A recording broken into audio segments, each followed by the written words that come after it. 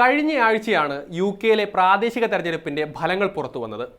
Ruling പാർട്ടിയായ labour പാർട്ടിക്ക് അത്ര ആശ്വാസം നൽകുന്ന ഫലമായിരുന്നില്ല അത്. അതിനാൽ തന്നെ ഈ ഫലം വന്നതിന് പിന്നാലെ പ്രധാനമന്ത്രി കെയർ സ്റ്റാമറുടെ നേതൃത്വവും ചോദ്യം ചെയ്യപ്പെട്ടു തുടങ്ങിയിരിക്കുന്നു. പാർട്ടിക്കുള്ളിൽ നിന്ന് തന്നെയാണ് അദ്ദേഹത്തിനെതിരെ വിമർശനം ഉയർന്നിരിക്കുന്നത്. സ്റ്റാമർക്ക് പകരം പുതിയ നേതാക്കളെയും പാർട്ടി ഉയർത്തി കാണിച്ചു തുടങ്ങിയിട്ടുമുണ്ട്. വിശദമായി നോക്കാം. സ്വാഗതം ഇൻഡെപ്തിലേക്ക്.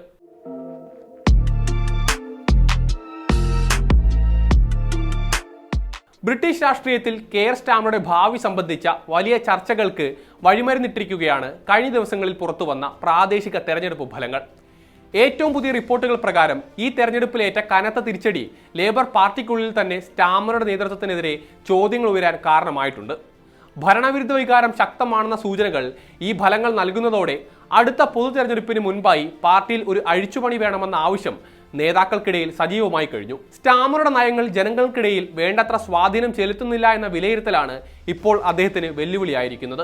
ഈ രാഷ്ട്രീയ സാഹചര്യം മുൻനിർത്തി സ്റ്റാമറുടെ പിൻഗാമി ആരാകണമെന്നതിനെക്കുറിച്ചുള്ള ഗൗരവകരമായ ആലോചനകളും ലേബർ പാർട്ടിക്കുള്ളിൽ ആരംഭിച്ചിട്ടുണ്ട്.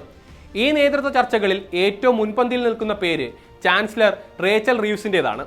ബ്രിട്ടന്റെ സാമ്പത്തിക രംഗം കൈകാര്യം ചെയ്യുന്നതിൽ റീവ്സ് പുലർത്തുന്ന കൃത്യതയും പ്രായോഗിക ബുദ്ധിയും അവരെ പാർട്ടിക്കുള്ളിലെ മിതവാദികളുടെ പ്രിയങ്കരിയാക്കുന്നു. സ്റ്റാമർക്ക് ശേഷം ലേബർ പാർട്ടിയെ നയിക്കാൻ ഏറ്റവും കൂടുതൽ സാധ്യത കൽപ്പിക്കപ്പെടുന്ന വ്യക്തിയും റേച്ചൽ തന്നെയാണ്. എന്നാൽ കടുത്ത സാമ്പത്തിക അച്ചടക്കം നടപ്പിലാക്കുന്ന റീവ്സിന്റെ രീതികൾ സാധാരണക്കാർക്കിടയിൽ എത്രത്തോളം സ്വീകാര്യമാകുമെന്നതാണ് കണ്ടറിയേണ്ടത്.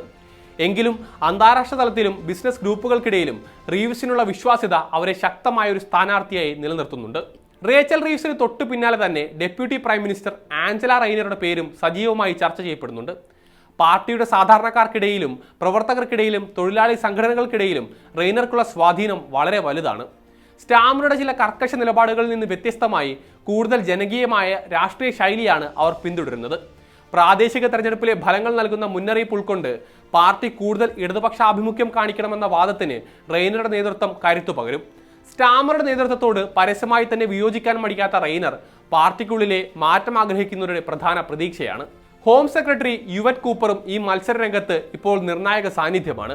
ദീർഘകാലത്തെ രാഷ്ട്രീയ പരിചയവും ഭരണ നിപുണതയും കൂപ്പറെ മറ്റുള്ളവരിൽ നിന്ന് വ്യത്യസ്തയാക്കുന്നു.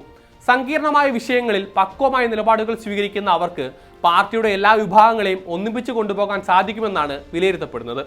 ഇതിനു പുറമെ ഹെൽത്ത് സെക്രട്ടറി വെസ്റ്റ് ട്രീറ്റിങ്ങിനെ പോലെയുള്ള യുവ നേതാക്കളും പാർട്ടിക്കുള്ളിൽ കരുത്താർജിക്കുന്നുണ്ട്.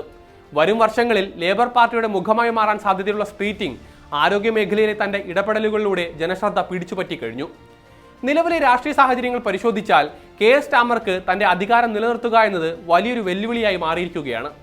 പ്രാദേശിക തെരഞ്ഞെടുപ്പ് ഫലങ്ങൾ ലേബർ പാർട്ടിക്ക് നൽകിയ ഷോക്ക് ട്രീറ്റ്മെന്റ് വരും ദിവസങ്ങളിൽ കൂടുതൽ ആഭ്യന്തര കലഹങ്ങളിലേക്ക് നയിച്ചേക്കാം.